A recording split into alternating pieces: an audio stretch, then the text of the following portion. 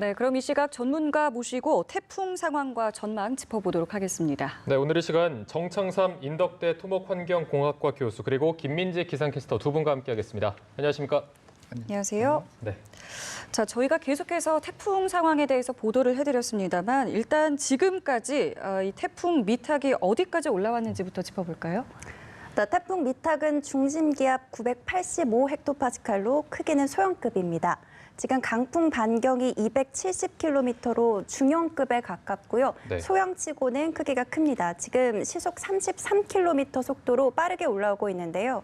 이 속도로 빨리 올라오면서 조금 전 오후 9시 40분경에 목포 남쪽 30km 부근 해안까지 상륙을 했습니다. 네, 지금 전남을 통과하고 있는 것으로 전해지고 있는데 아까 저희가 전화 연결을 통해서도 들어봤지만 이번 태풍이 94년에 있었던 태풍 세스와 경로나 강도가 굉장히 비슷하고 또 2002년에 라마순, 2016년에 차바 이렇게 태풍하고 비교를 많이 하는데 어떤 점이 닮아 있고 또 어떤 점이 차이점이 있는지도 한번 들어볼까요?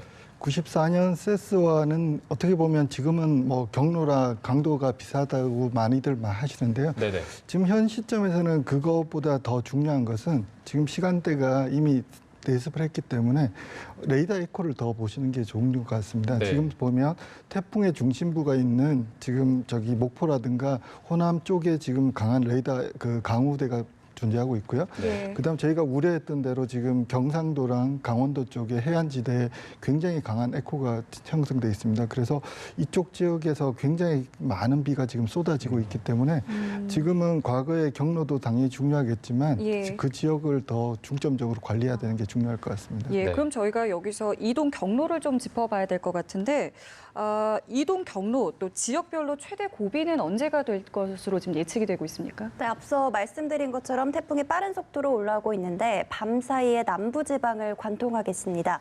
우선 예상대로라면 오늘 자정쯤 전남 곡성 인근을 지나서 내일 아침 6시쯤 대구 부근을 지나겠고요. 내일 오전쯤에 경북 동해안으로 태풍이 빠져나가겠습니다.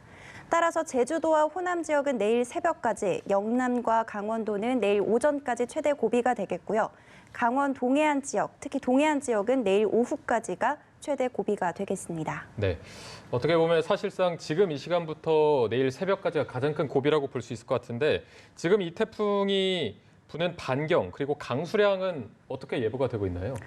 이번 태풍은 비의 양도 많고 또 바람도 강하게 부는데요. 네. 우선 예상 강수량을 먼저 살펴보면 앞으로 동해안에 많게는 500mm 이상, 남부지방에는 최고 300mm, 예. 서울 등 수도권은 최고 120mm의 많은 비가 내리겠습니다. 또 비도 비지만 강풍에 대한 대비가 함께 필요합니다. 제주도와 대부분의 해안, 또 도서 지역에 최대 시속 160km에 달하는 강풍이 불겠고요. 일부 도서 지역은 최대 시속 180km에 달하는 바람이 불겠습니다.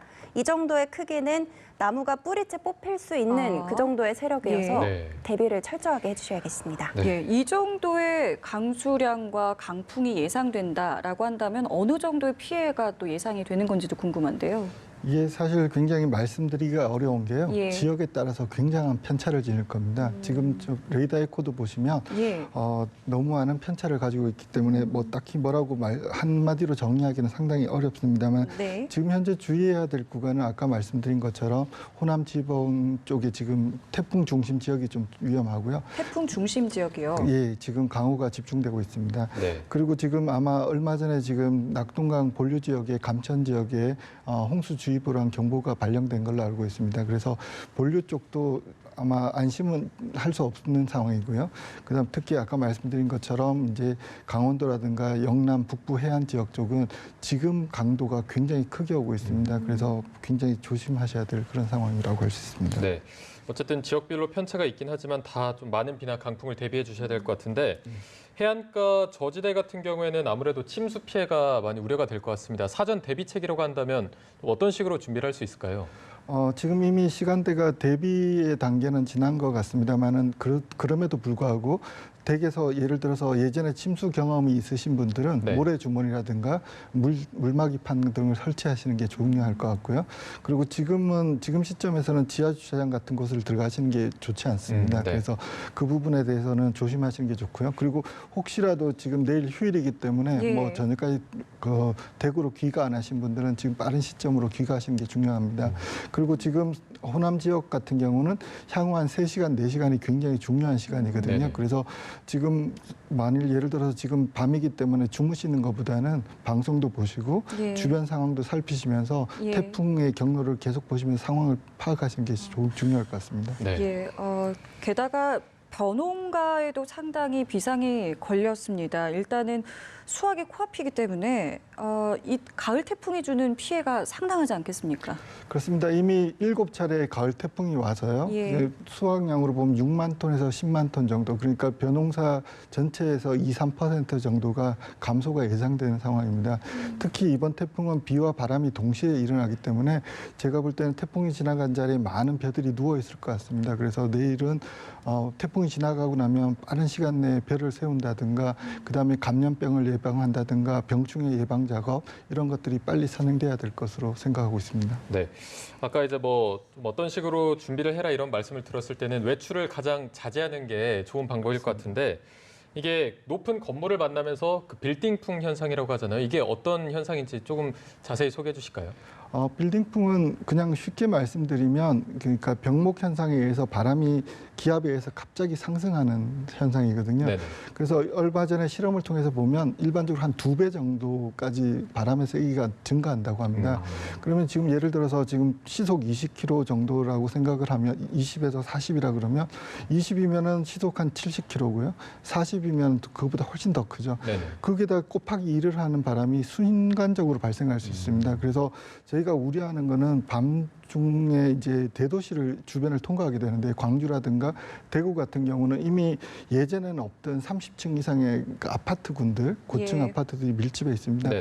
그래서 그런 지역의 주변 지역이 좀 더 위험합니다. 왜냐하면 그 바람에 의해서 주변 시설들이 정전이라든가 이런 일들이 일어날 수 있습니다. 특히 밤에 정전 같은 것들이 예상되니까 랜턴이라든가 후레쉬 아니면 아예 그 촛불 같은 것도 준비하시는 게 중요할 것 같습니다. 네. 빌딩풍이 예상되는 지역에 있는 분들은 어떻게 좀 대피를 해야 되는 건가요?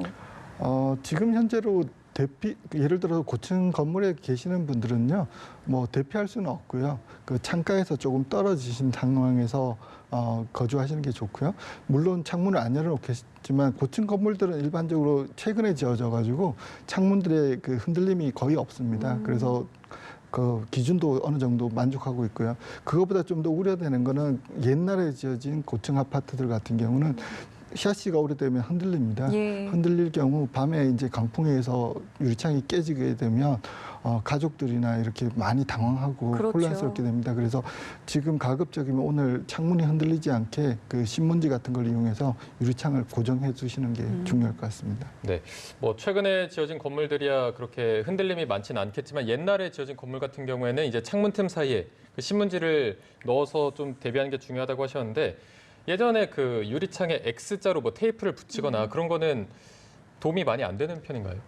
그거 같은 경우는 파괴가 됐을 때 피해를 줄일 수 있는 상황입니다. 예를 들어서 유리가 깨지고 나면 굉장히 많은 그 날카로운 물질이 날아다니지만 신문지라든가 청테이프 같은 걸 바르면 그런 것들이 줄어들 수 있지만 제가 볼 때 지금 그 더 효과적인 건 흔들림 자체를 막아주셔서 네네. 깨짐 자체를 방지하는 게 더 중요하다고 할 수 있겠습니다. 네. 예.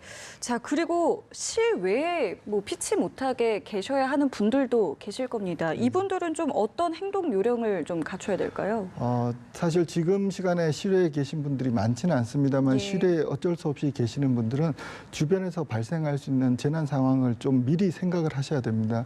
예를 들어서 주변에 야적장이 있다든가 주변에 뭐 지붕 같은 것들이 날아온다든가 간판들이 있다든가 이런 걸 조심하셔야 되는데요. 특히 저희가 우려하는 건 지금 태풍이 7번 반복되면서 네. 간판 같은 경우는 고정 장치가 굉장히 약해져 있습니다. 네네. 그래서 이런 것들이 조금만 바람에도 그렇게 파괴가 될 수 있거든요. 그래서 가급적이면 안 나가시는 게 좋고 네. 부득이하시면 주변 상황을 항상 살피셔야 된다라고 말씀드리겠습니다. 네, 알겠습니다. 지금 이 TV를 시청하시는 분들도 이 태풍이 언제쯤 좀 지나갈지 이 부분을 많이 궁금해하실 것 같은데 저희가 이 태풍이 언제쯤 온전히 벗어날지 예상을 해본다면 언제가 될까요?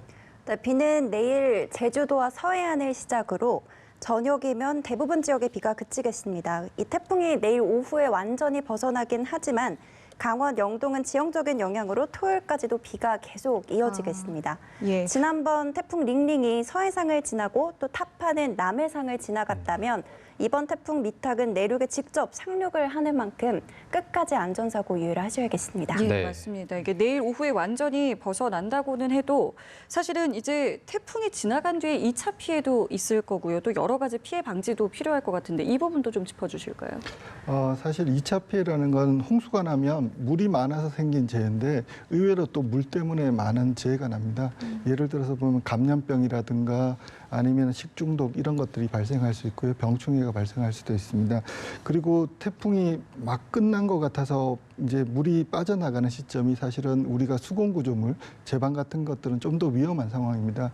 왜냐하면 물이 빠지면서 물이 가지고 있는 그 마찰력으로 인해서 토립자를 끌어내서 더 불안할 수 있거든요. 그래서 상황이 완전히 종료되기 전까지는 야외 활동을 좀 자제하시는 게 좋고요.